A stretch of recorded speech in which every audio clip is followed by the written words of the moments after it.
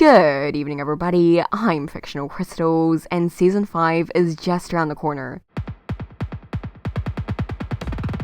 Holy Quiznack, Season 5's trailer is out, and it looks like we're in for an extremely plot-heavy season, with more Lance and Lotor. Unfortunately, Keith doesn't seem like he's going to be there as much as we want though. Season 5 comes out on March 2nd. How many episodes will be in this season are still unconfirmed. Anyway, let's break down this awesome trailer. We see a Marmora member, presumed to be Keith, staring out at destruction. Keith is becoming more and more alone, which is what this scene is symbolizing. He's war-torn, ready to sacrifice himself at any point. This season, and probably the next two, will have Keith figuring out who he wants to stay with, working out his personal problems, and discovering part of his heritage. This shot with the Marmora member alone makes sense for it being Keith. I have to say, the figure of this person looks rather feminine though. They appear more slender with wider hips. Except that may just be because of this shot specifically. Still, makes me question if this really is Keith or not. There are a few female galra with connections to him, Aksha and his mother, who, as far as we know,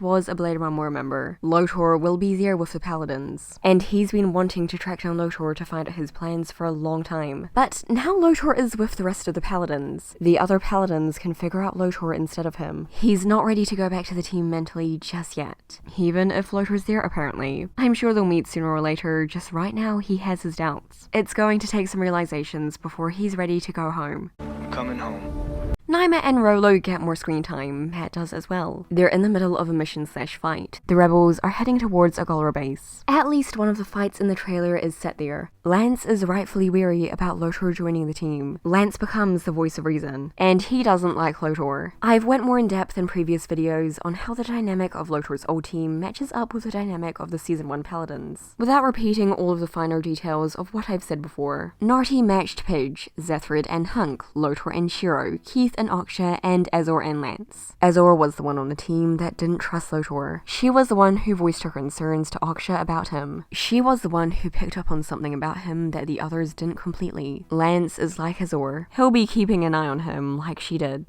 Pidge in the trailer has a lot of distrust too. I imagine Hunk will be thinking the same things. When he has a bad feeling about someone, he's not quick to trust them. I don't trust this guy as far as I could throw him. Allura's not going to completely trust him either. However, I feel like she'd be more open to discussing with him about what he's doing. She had to go through that whole not all galra are bad arc, and it'll likely come into play here. She's seen that there are galra that they can trust, and she's seen the entire galra empire turn on Lotor. If he's willing to talk, she'll be too. She, like him, believes that together they are stronger. We are always stronger together. Each ally gained only makes us stronger. She'll be diplomatic about it. But she's not stupid. She knows what he's done in the past. She'll take precautions and his words with a grain of salt. It will be tense, especially her finding out he's part Altean and his backstory. But it'll definitely be interesting. Hunk, Allura and Lance over a cloudy planet, and a little bit of Keith again. He's in the middle of a battle in his ship from Season 4. Okay, Sendek's back after 4 seasons. And he's got an upgraded arm. I've always had a gut feeling that he didn't die after this. Some galra and recognizable galra commanders are staring shocked at someone. Lotor returning would cause an uproar. The generals are returning to Zarkon. The galra know they've worked with Lotor. Them returning will turn some heads. And Zarkon returning with Lotor would be even better. The galra are all staring at something, likely listening to an order/announcement, or watching a ship land. There's some more mid-battle scenes and some general discussion scenes. Lotor is swinging his sword. The dark, almost black background suggests he's in a galra area. He's very focused and is probably fighting a galra, possibly the generals or Sendek, or Therok. In 80s Voltron, the same episode Lotor took charge was the same episode Sendek went. He got turned into a robeast. I expect them to have an interesting relationship in Legendary Defender. All of the galra want Lotor gone. Sendek's one of them. Pidge says this. Every word is a lie! I'll get back to this soon. The Green Lion is catching a rebel ship. Probably one of Matt's. The lighting in the scene is victory lighting, showing that Lotor did a heroic deed. Lotor is a complex character and one of my personal favorite characters. He's not a typical hero nor villain, he's an anti-hero. He does what's best for himself and his goal. At this moment in time, his goals line up with Team Voltron's. They both want Zarkon gone. For the moment, he's on their side. I don't see him betraying them at the moment, not with his current situation. He needs their help. But if the situation changes and Lotor finds a better way to succeed with what he's doing, I do think he would turn on the Paladins. There's a robeast carrier. It crashes onto Olkarion. At the very end of the trailer, there's a robeast Voltron is fighting on Olkarion. This is the robeast from here. Zarkon is up for a discussion with the Paladins too. He's giving them a one-time offer. Lotor tells them not to believe him. Don't play into Zarkon's hands! The Paladins locked Lotor in a cryopod. That's the closest thing they have to cells. Now, as for what Pidge was saying before, Lotor wants them not to take Zarkon's deal, but Pidge wants to meet up with Zarkon. Zarkon and Lotor's ex-generals meet Shiro, Matt, and Pidge in person. Zarkon specifically wants to trade them something in exchange for Prince Lotor. Zarkon's finding Lotor to be a bigger threat to him than the Paladins are right now. He'd rather give them something than leave Lotor with them. Only Matt, Pidge, and Shiro are there. Why would they not choose to bring someone insanely strong like Allura or even Hunk? Someone more diplomatic, or someone good with words and guiding like Lance? Why bring Matt instead of another Paladin? Because this trade is important to specifically these three. Sam Holt, Pidge and Matt's father and a friend of Shiro, was taken by the galra. These three don't know where he is or how to get him. The only lead they have is that he was sent to a work camp. Matt said this in the previous season.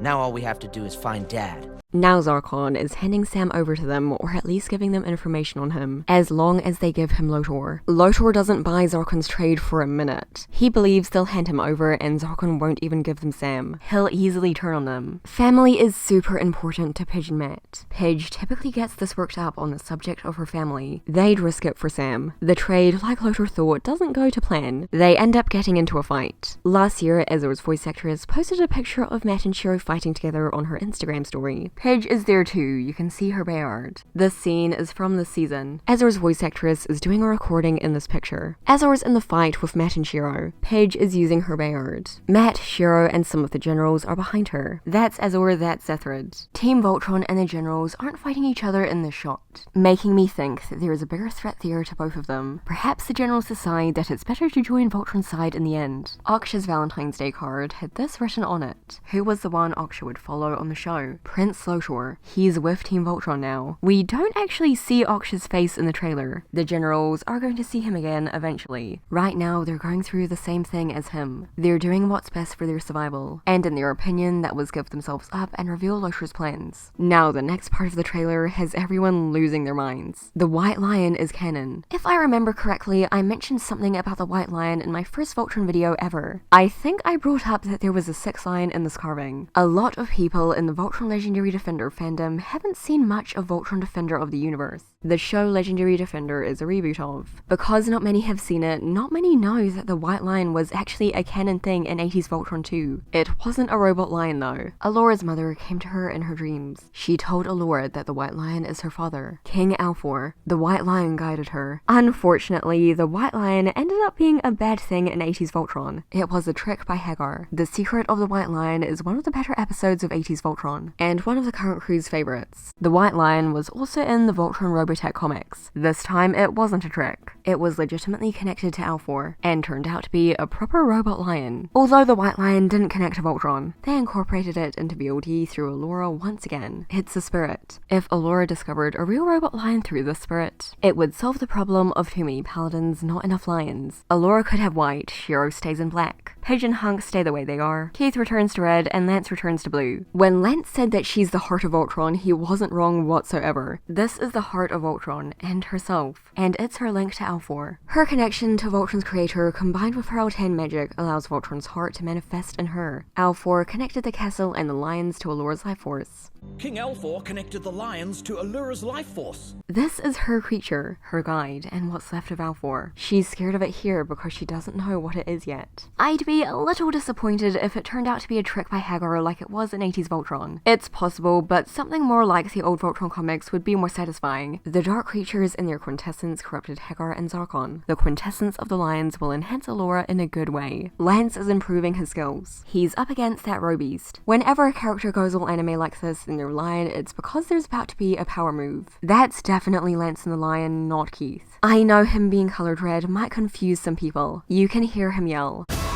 It's Jeremy Shader, his voice actor, screaming. His eyes are smaller than Keith's and his hair is shorter. Speaking of Keith, there's one last scene of him. He's using his Marmora sword and is in a galra base. Immediately, this scene is followed by Lotor sword fighting. It'd be cool if they sword fought each other. Certainly something I'd like to see in the future. But this is to symbolize the similarities between them. I might end up making a separate video on their parallels and how they connect. All of the paladins are using their bayards. There's going to be a massive fight. And that's about it for the trailer. One last thing I want to say about it is Lance. He was really taking a leadership role in this trailer, shouting out the same command Shiro normally does. 3, 2, 1! I've been meaning to make a video on the possibility of Black Paladin Lance. Black Paladin Lance would fit his character arc. It works with the team dynamic and matches the narrative of the show. The way he's been stepping up and supporting the team is what a leader needs to do. Piloting the Blue Lion taught Lance the skills needed to support the team, and himself. As the leg of Voltron, you will lift the team up and hold them together. Red improved his abilities to pilot and gave him a chance to take on more responsibility. Black would be a combination of these skills. Black Paladin Lance is absolutely a possibility. However, if they do decide to go for it, I don't see it happening immediately. He's getting some setup for it right now, but it's not quite time just yet. In my opinion, Keith needs some proper closure to his time with Black first. And Clone Shiro of course needs to be revealed to be a clone, because even though it's painfully obvious, it's still not confirmed. Then the door will open for Black Paladin Lance to come through if the writers wish. Except there is a chance there's a 6th robot lion, meaning they might end up switching back to the original Paladin setup, plus Allura in white. A 6th robot lion appearing is a little convenient, but personally I'm fine with either of these, and I'm fine with him just staying in red too. There's room for him to develop with red. Den of Geek gave us a couple of picks from the new season. There's nothing too important that wasn't in the trailer. Voltron's fighting that robeast on Olkarion. It uses vines as a weapon. More Matt, Pidge, and the rebels. This is from this episode. Pidge and Matt on the topic of Zarkon's Alfor and Lotor. Lotor staring down at someone in disgust. Probably some kind of galra. Again, someone like the generals, Sendek, the Keith Lotor sword fight would be very cool, or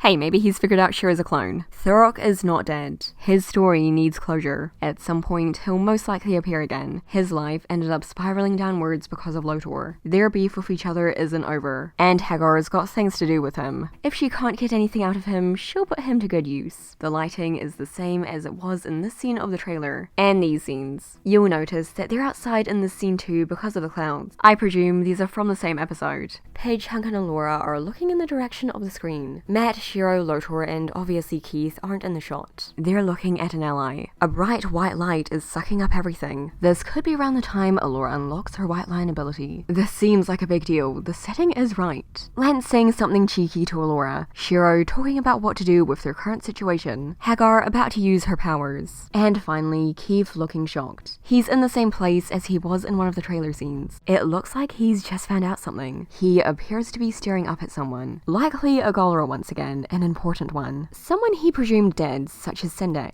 Someone who's playing with him, like Lotor or the generals, or even his mother. On the subject of his mother, there is no way he isn't going to be learning more about her soon. They brought up his mother in his vlog for a reason, and he's with her old group. There is no way he's not going to be learning more about her in this season or the next. Anyway, season 5 is really going to drive the plot forward, and I can't wait. So, thanks for watching, and stay hyped for season 5.